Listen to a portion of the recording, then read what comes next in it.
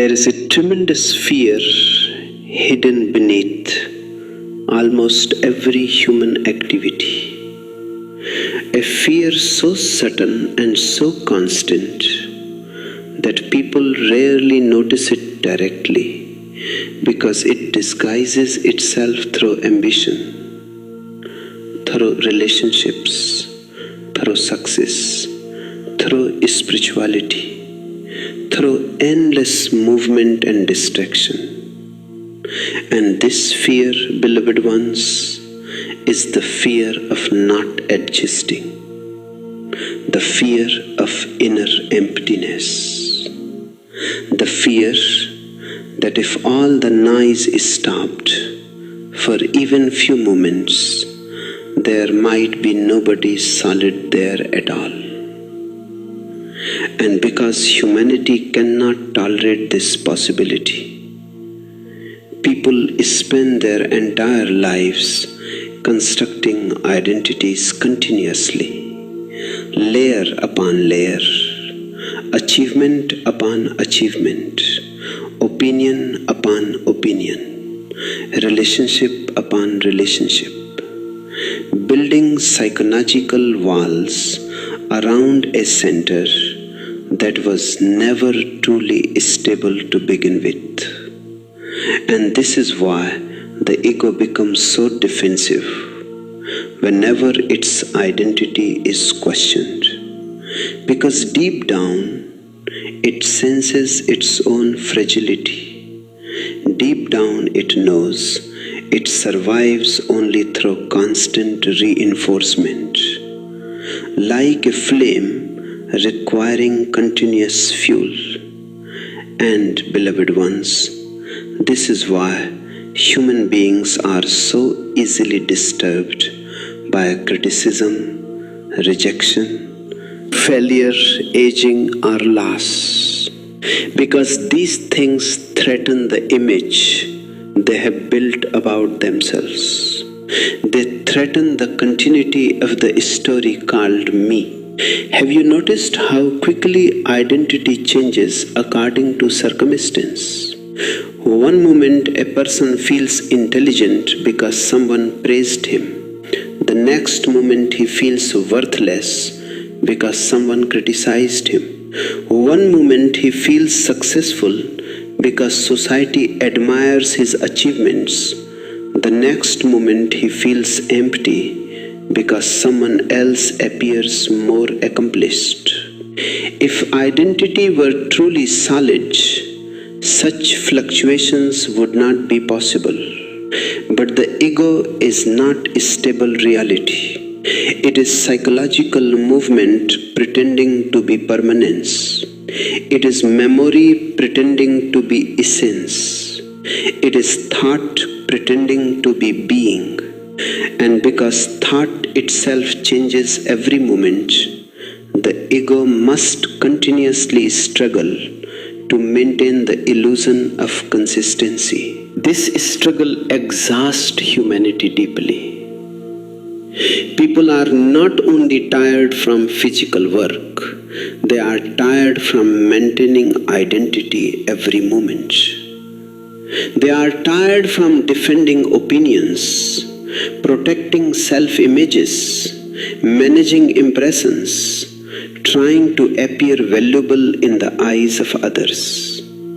The whole machinery of ego requires immense energy because it is fundamentally artificial. Beloved ones, watch carefully how society strengthens this illusion continuously. A child is not merely given practical guidance for survival. The child is psychologically programmed into identity. He is told who he should become, what he should value, what success means, what failure means, what is respectable, what is shameful, what makes him worthy of love, and what makes him unworthy. Slowly the child begins constructing a personality designed for survival within society. Certain emotions are accepted, others are rejected. Certain behaviors gain praise, others bring punishment. And through this conditioning, the child begins splitting inwardly. Authentic impulses are suppressed. Social masks are strengthened.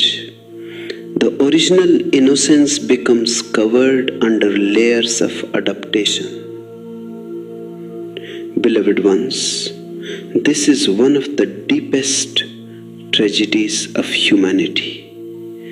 People spend their childhood losing themselves and adulthood trying unconsciously to rediscover what was lost. But because they search outwardly instead of inwardly, the search becomes endless. One person seeks identity through career, another through relationships, another through religion, another through political ideology, another through wealth, another through social recognition. Yet no matter how much they achieve, insecurity eventually returns, because the false self can never become permanently secure. How can illusion become stable? How can something constructed by thoughts become eternal? The ego fears silence precisely because silence exposes its unreality. In deep silence, identity weakens. The constant narrative about me slows down, and suddenly there is spaciousness, openness, emptiness. This emptiness frightens the ego but liberates consciousness. Beloved ones, existence itself functions without ego. The trees grow without psychological identity. The stars shine without ambition. Rivers flow without comparing themselves to oceans.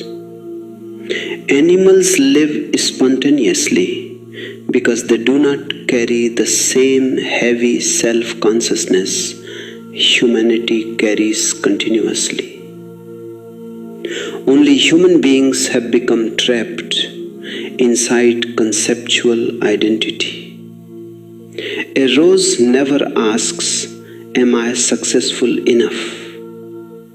The moon never wonders whether it is respected by the stars. But humanity lives under constant psychological pressure because the ego survives through measurement continuously. Am I important enough? Am I admired enough? Am I attractive enough? Am I spiritual enough? Even spirituality becomes egoic competition. One person wants to become holier than another. Another wants recognition for humility. Another becomes attached to appearing awakened. Beloved ones, the ego is endlessly clever because it can use anything for self-preservation, even truth itself. This is why awareness becomes tremendously important. Without awareness, the ego simply changes forms while remaining fundamentally intact. A poor ego wants money. A rich ego wants more power. A worldly ego wants status. A spiritual ego wants enlightenment. But the hidden mechanism remains the same: the search for solidity within psychological identity. Have you ever sat silently and asked yourself a simple but dangerous question? Who am I without memory? not philosophically, but directly, existentially. Without your history, who are you? Without your name, your nationality, your profession, your relationships, your achievements, your failures, your beliefs, your ambitions, what remains? Beloved ones, the mind becomes frightened by this question because the mind can only answer through borrowed content. It says, I am this story, this identity, this personality. But these are all temporary forms appearing in consciousness. They are not the consciousness itself. Awareness remains prior to all labels. Before you learned your name, awareness existed. Before society taught you identity, awareness existed. Even now, behind every thought, every emotion, every perception, awareness remains silently present. Yet people pay attention only to the content of consciousness, never to consciousness itself. They become hypnotized by thoughts, memories, desires, fears, while ignoring the silent witnessing presence within, which all experiences appear and disappear.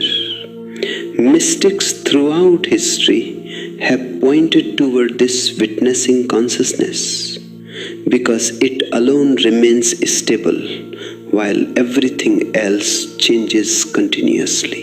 Beloved ones, observe your thoughts carefully for even a few minutes, and you will notice something extraordinary. Thoughts arise by themselves. You do not consciously create each thought deliberately.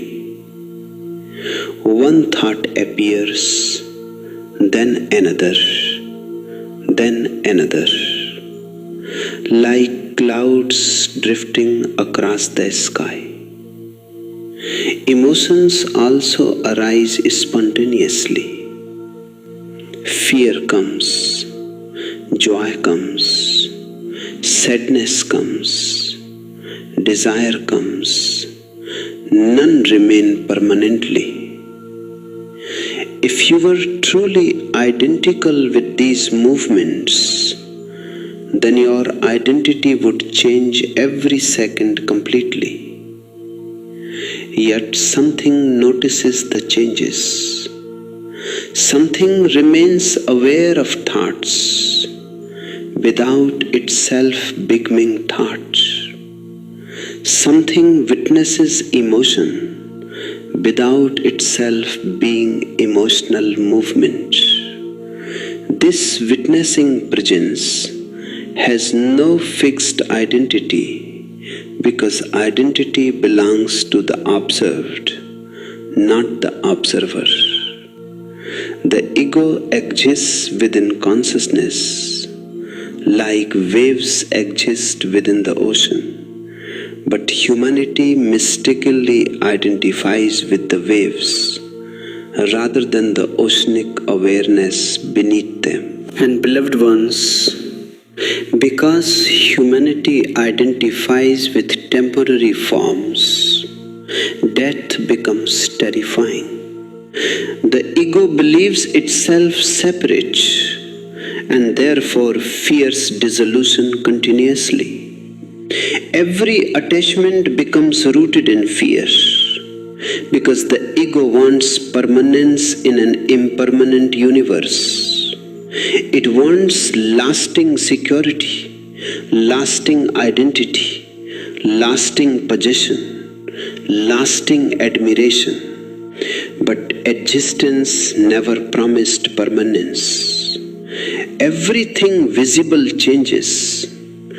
Bodies age, relationships transform, civilizations rise and collapse, stars themselves are born and disappear. Impermanence is not a mistake in existence.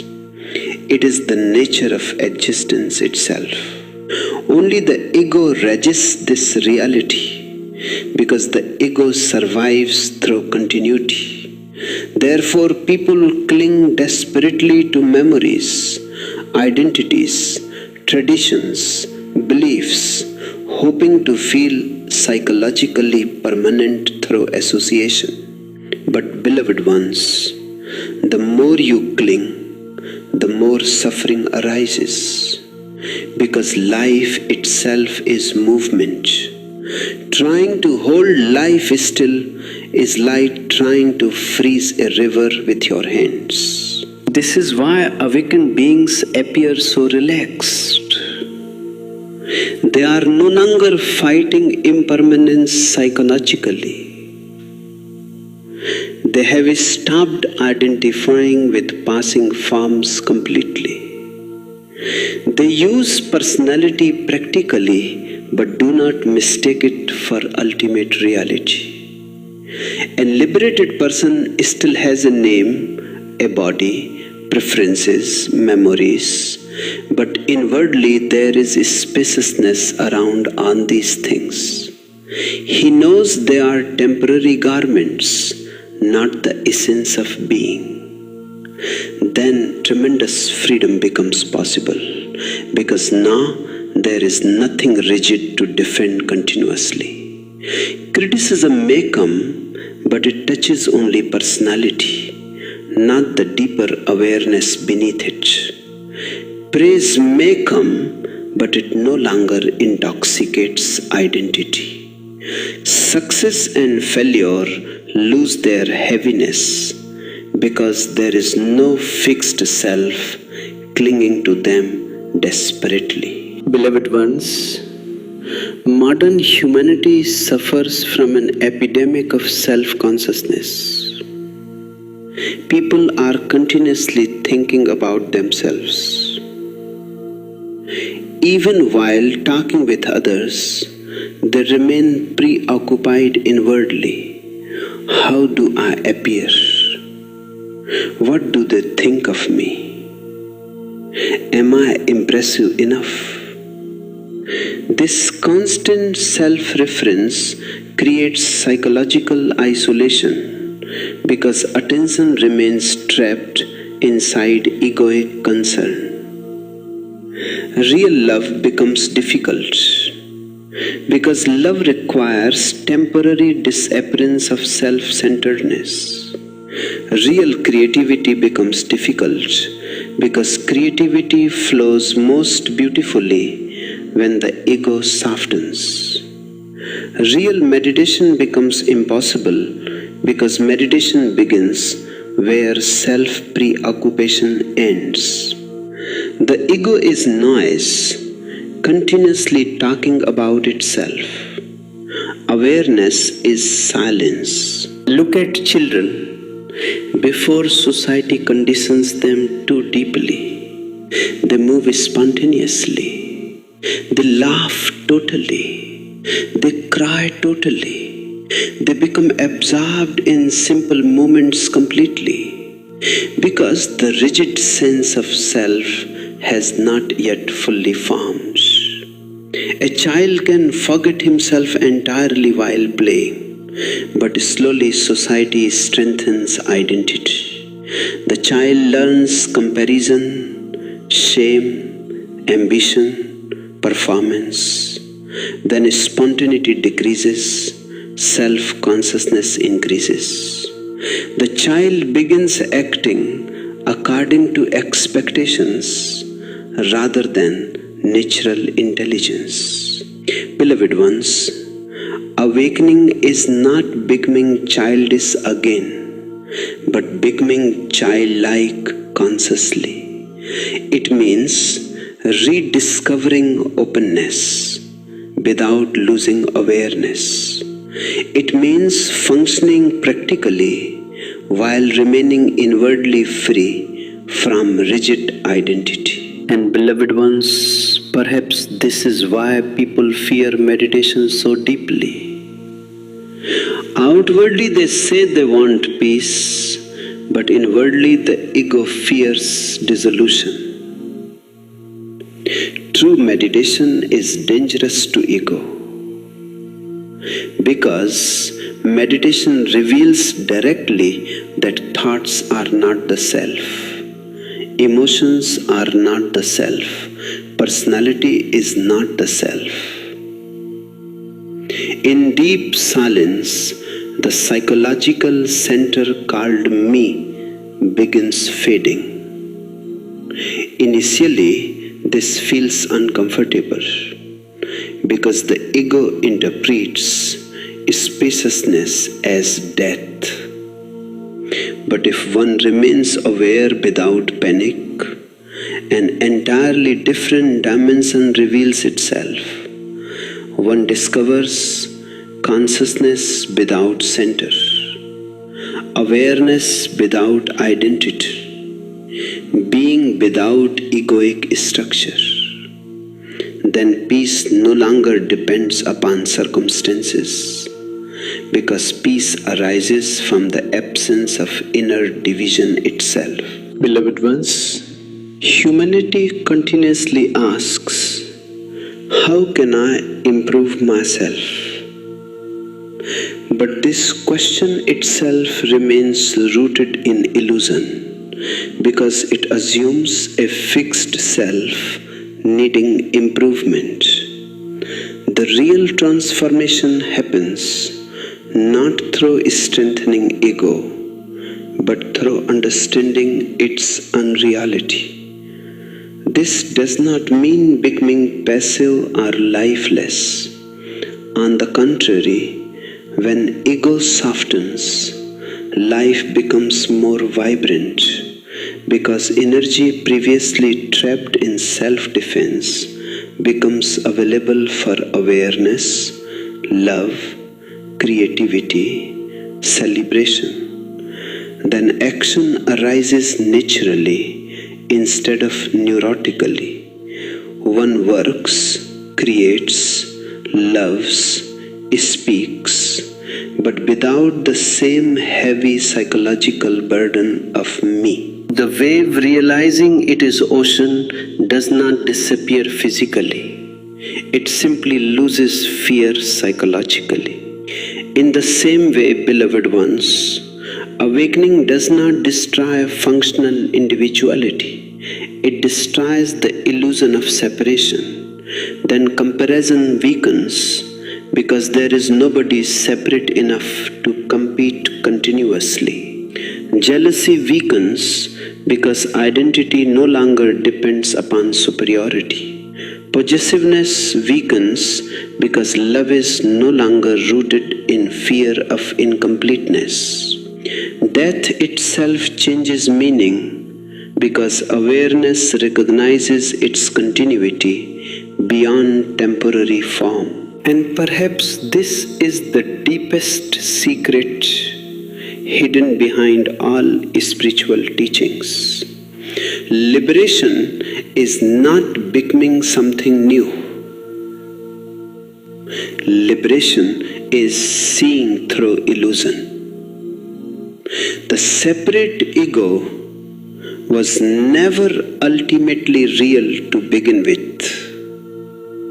It was a psychological process maintained through unconscious identification.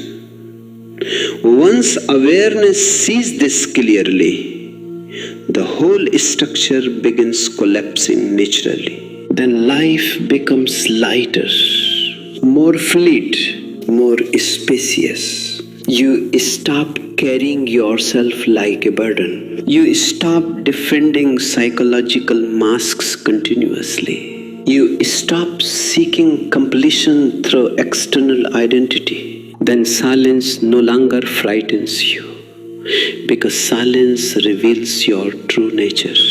Then emptiness becomes beautiful, because emptiness is freedom from false structure. Then relationships become loving instead of possessive because there is less ego demanding security. Then even suffering changes because suffering no longer defines identity completely. And slowly, beloved ones, something extraordinary begins flowering within you. You realize that what you truly are cannot be reduced to thoughts, memory, or personality. You are not merely the story the mind repeats continuously. You are the awareness within which the whole story appears. Thoughts come and go. Emotions rise and fall. Dreams unfold and dissolve. Bodies age. Identities change. Worlds appear and disappear. But awareness remains silently present through it all. Untouched, open, infinite. And in that realization, beloved ones, the greatest lie begins disappearing. Not intellectually, but existentially. Then you no longer merely believe you are alive. For the first time, you truly awaken into life itself. There is a strange tragedy at the center of human life. So ordinary that almost nobody notices it. And because nobody notices it, humanity continues suffering unnecessarily, generation after generation, carrying invisible burdens that were never truly theirs to begin with. And the deepest of these burdens is the exhausting effort to become somebody. Because from the very beginning, society whispers into the ears of every child the same hypnotic message again and again. You must become important. You must become successful. You must create an identity. You must prove yourself worthy. You must stand out. You must achieve significance. And slowly, beloved ones, the child begins building an image called me, a psychological structure made of memories, labels, ambitions, fears, opinions, comparisons, wounds, desires, and borrowed ideas. And then the whole of life becomes dedicated to protecting this structure continuously, polishing it, defending it, advertising it to the world, seeking validation for it, fearing rejection of it. And yet, nobody pauses long enough to ask the most essential question of all: who is this me I am struggling so desperately to protect? Is it truly real? Or is it only a mental construction, repeated so continuously that it has begun feeling solid? Beloved ones, listen very carefully, because what I am saying may shake you deeply. But truth always shakes the false before it liberates the real. The person you believe yourself to be does not exist in the way you imagine. There is consciousness, yes.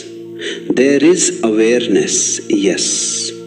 There is life happening, breathing happening, thinking happening, feeling happening.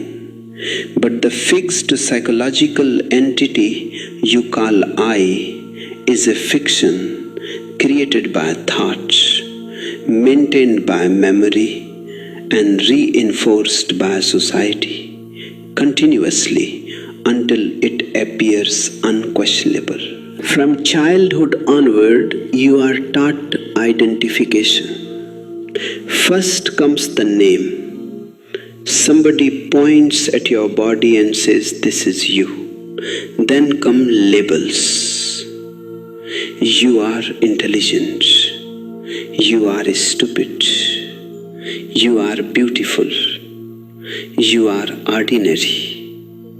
You are this religion. You are this nationality. You belong to this family. You must become this kind of person. And gradually the mind begins collecting these descriptions like possessions, believing the collection itself to be identity.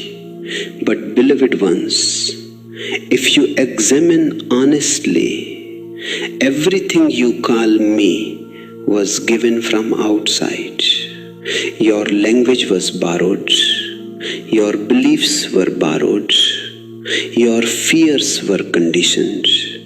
Even many of your desires were implanted by society, media, comparison, and imitation. You think you are choosing freely, but often your ambitions are not truly yours at all. Society first creates insecurity and then offers socially approved dreams as solutions. It tells you that if you become successful enough, attractive enough, respected enough, wealthy enough, spiritual enough, then finally you will become complete. But completeness never arrives, because the one seeking completion is itself imaginary. The ego survives through incompleteness. It survives through becoming. If fulfillment truly happened, the ego would dissolve immediately, because the whole structure depends upon the feeling that something is missing. Therefore, humanity remains trapped in endless psychological movement, continuously chasing future identities while never understanding the illusion hidden at the center of the chase itself. Beloved ones, have you ever watched your own mind silently without interfering? Thoughts arise continuously. One moment you feel confident, another moment insecure. One moment loving, another moment angry. One moment peaceful, another restless. Opinions change, emotions change, desires change. Your body changes continuously. Even scientifically, the cells composing your body are constantly dying and renewing themselves. The child you once were is gone. The teenager disappeared. The adult you are now will also disappear. Everything is movement. Everything is process.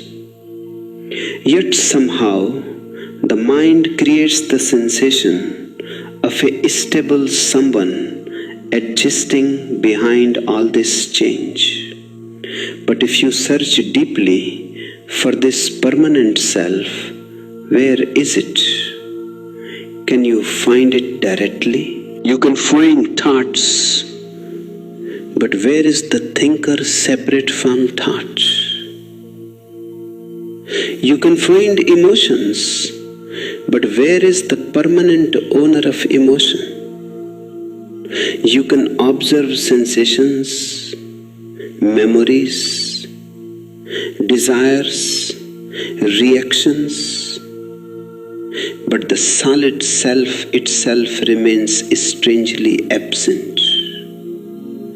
It exists only as assumption, only as continuity, created through memory. The ego is like a whirlpool in water. From a distance it appears solid, separate, identifiable. But look closely and there is only movement, no fixed substance at all. Humanity suffers because people mistake the whirlpool for reality instead of recognizing the ocean beneath it. And beloved ones, this illusion of separate self becomes the root of nearly all psychological suffering. Because the moment you believe yourself to be isolated from existence, fear naturally arises. The wave imagines itself separate from the ocean and immediately becomes terrified of disappearing.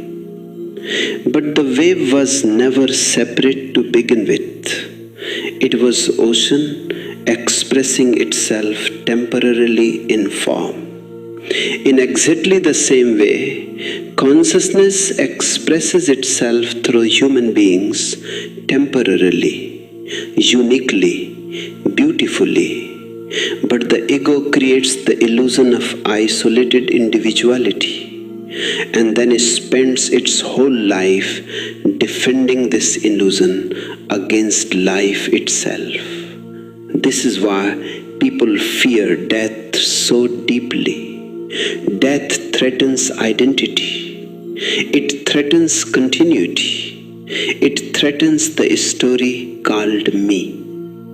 But beloved ones, observe carefully. Every night in deep sleep, your identity disappears temporarily. Your name disappears. Your social role disappears. Your ambitions disappear, your worries disappear, and yet something remains. In fact, deep sleep feels peaceful precisely because the burden of psychological identity vanishes for a few hours.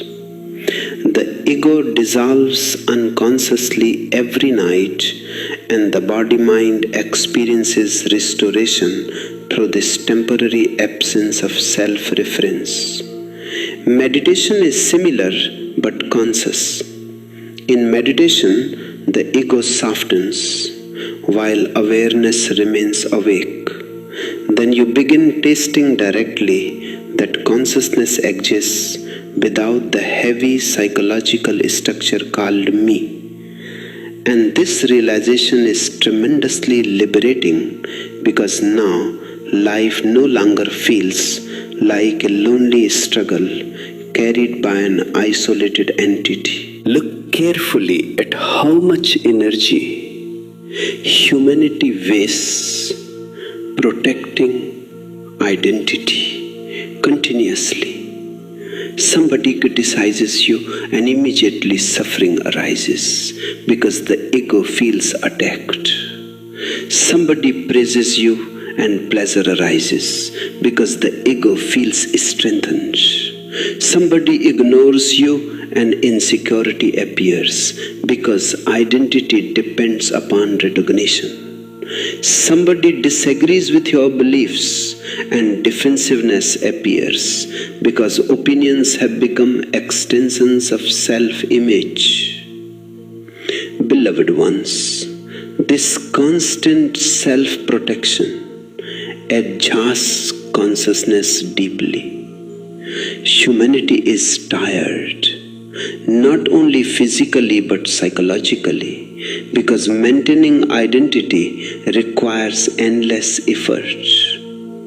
The ego must continuously compare itself, justify itself, improve itself, advertise itself, defend itself. Even in silence, the mind keeps repeating the same narrative endlessly. My life, my future, my problems, my importance, my success, my suffering. This endless self-referencing creates enormous noise within consciousness. And because of this noise, people have forgotten the immense peace available beyond identity itself. Beloved ones, society depends upon your identification because Identified people are easier to control. A person deeply attached to identity can be manipulated through fear, shame, ambition, comparison, and desire. Governments manipulate through nationalism because people identify with flags and borders psychologically. Religions manipulate through belief systems because people identify with doctrine. Markets manipulate through insecurity because people identify with possessions and status.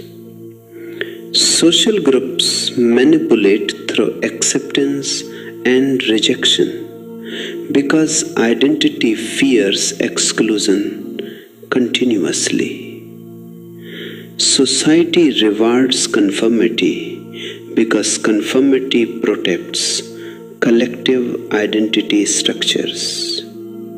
Therefore, humanity remains trapped in unconscious repetition. People inherit beliefs they never examined, ambitions they never consciously chose, fears they never questioned, and all the while they believe they are acting freely. But, beloved ones, awareness begins the moment you start observing the machinery of identity itself. Have you noticed how lonely modern people have become despite constant social connection? Loneliness is not solved merely through relationships because loneliness itself arises from identification with separateness. Two incomplete egos may cling to each other desperately, but fear remains underneath because both still feel psychologically isolated inwardly. Real communion becomes possible only when separation softens. Then love is no longer an attempt to complete oneself through another person. It becomes sharing, celebration, participation in existence itself. The awakened person loves differently because he no longer approaches relationships from emptiness. He no longer asks another human being to provide identity, security, or permanent meaning. Therefore, love becomes lighter, freer, less possessive. Jealousy weakens because jealousy depends upon egoic ownership. Comparison weakens because there is no rigid identity constantly seeking superiority. Compassion arises naturally because boundaries between self and other become more fluid psychologically. The suffering of another no longer feels entirely separate from your own existence. Beloved ones, modern humanity worships individuality verbally while destroying true individuality psychologically. Society tells people to be themselves, but simultaneously conditions them into imitation continuously. Fashion dictates how to look. Culture dictates what success means. Religion dictates what morality means. Social systems dictate what respectability means. Even rebellion often becomes imitation because people react against society while remaining psychologically dependent upon it. The truly awakened person is neither obedient nor rebellious. He is conscious. His actions arise from awareness rather than conditioning. And because he no longer clings to rigid identity, authentic individuality flowers naturally. The rose does not compare itself with the lotus. The moon does not envy the stars. Nature expresses itself uniquely without psychological struggle, because nature functions through being, not ego. Humanity alone has become neurotic because humanity alone has forgotten its original emptiness. And beloved ones, emptiness frightens people tremendously because they misunderstand it completely. They think emptiness means absence, meaninglessness, non-existence. But existential emptiness is not dead nothingness. It is spaciousness. It is openness. A flute creates music because it is hollow. A cup functions because it is empty inside. The sky allows clouds because it remains spacious. In the same way, consciousness becomes flexible, intelligent, loving, creative when not crowded by a fixed self-image. The egoic mind remains rigid because it must continuously protect identity.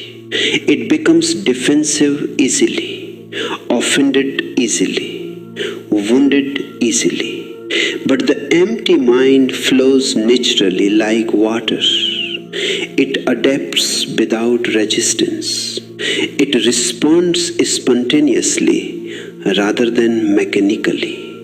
Then life becomes lighter because there is no longer a heavy psychological center trying to dominate every experience continuously. Beloved ones, perhaps the deepest illusion humanity carries is not simply I exist, but I exist separately. This separation creates all psychological conflict. Once the wave imagines itself isolated from the ocean, struggle begins immediately. The wave becomes ambitious.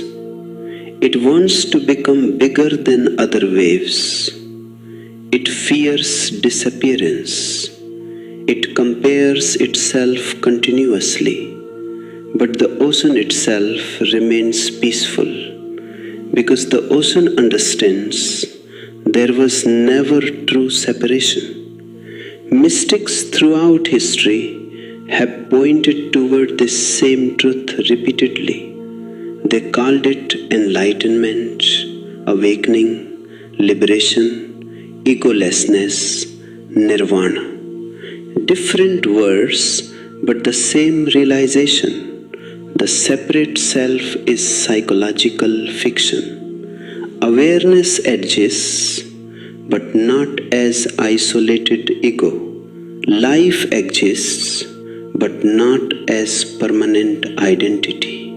Consciousness flows through forms, temporarily, beautifully, mysteriously. This is why meditation becomes tremendously important, beloved ones. Because meditation allows you to observe directly rather than merely believe philosophically. Sit silently and watch the mind. Thoughts arise by themselves. Emotions arise by themselves. Breathing happens by itself. The heart beats without your command. Life is happening continuously. Gradually, you begin realizing that the ego is not the controller it imagined itself to be.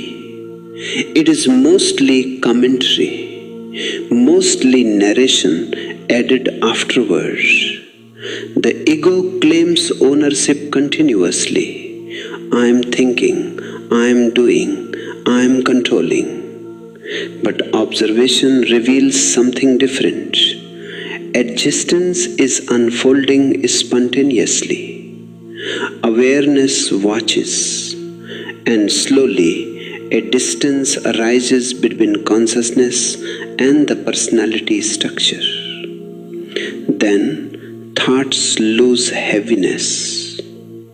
Emotions lose absolute power.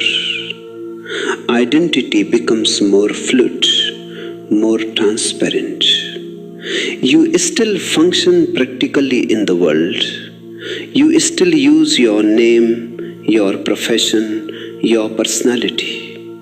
But inwardly, you know these are tools, masks, temporary roles, not ultimate truth. Beloved ones, this realization initially creates fear because the ego interprets egolessness as death. The false self trembles because it senses its own unreality. But if you remain aware without escaping, fear eventually transforms into immense freedom. Suddenly there is no longer a heavy burden of becoming somebody continuously. You no longer need constant validation. You no longer organize your whole existence around protecting image. You no longer compare yourself obsessively because comparison depends upon rigid identity. Criticism loses its poison because there is less ego to wound. Praise loses its hypnotic effect because there is less ego needing reinforcement. You become simpler, more natural, more alive. And perhaps this is the greatest paradox of all, beloved ones. When the ego dissolves, true individuality finally flowers for the first time. Ego creates imitation because it depends upon social approval and comparison. Egolessness creates authenticity because there is no longer fear of simply being what existence intended you to be. Then action arises spontaneously. Creativity becomes effortless. Love becomes unconditional. Silence becomes nourishing. Life itself becomes sacred because now there is no separation between yourself and existence. Breathing becomes meditation. Walking becomes meditation. Listening becomes meditation. Everything becomes intimate because there is no longer psychological distance created by egoic self-consciousness. Beloved ones, do not turn this understanding into mere philosophy, because philosophy alone changes nothing. Observe directly. Watch how identity shifts according to circumstance. Around one person you behave confidently. Around another you become insecure. In one environment you feel important. In another you feel insignificant. Which identity is the real one? Watch how thoughts contradict themselves continuously. Watch how emotions rise and fall like weather. Watch how desperately the mind seeks certainty in a universe built upon impermanence. And then, slowly, something extraordinary begins revealing itself. Beneath all movement, there edges silent awareness itself, untouched by the changing personality. This awareness has no nationality, no religion, no social status, no psychological ambition. It simply witnesses. Then the greatest lie begins collapsing naturally. You realize you were never the labels, never the roles, never the passing thoughts, never the constantly changing personality. Those were garments worn temporarily by a consciousness, useful, practical, beautiful even, but not ultimate reality. And once this is seen deeply, immense peace arises, because now there is nobody left struggling to become permanent in an impermanent world. Life continues flowing, thoughts continue appearing, love continues happening, work continues happening, but the heavy psychological burden of me softens. Then existence no longer feels divided into self and other. There is simply life unfolding mysteriously, awareness watching quietly, silence underneath movement, ocean underneath waves. And in that realization, beloved ones, something miraculous happens. The fear of not being enough disappears. Because there is no isolated self left needing completion. The fear of death softens. Because you understand, forms disappear, but existence itself continues. The endless struggle for identity relaxes. Because you no longer need to become somebody. You become empty and therefore infinitely open. You become silent and therefore capable of hearing existence itself. You become nobody and therefore finally free. And in that freedom, beloved ones, true life begins.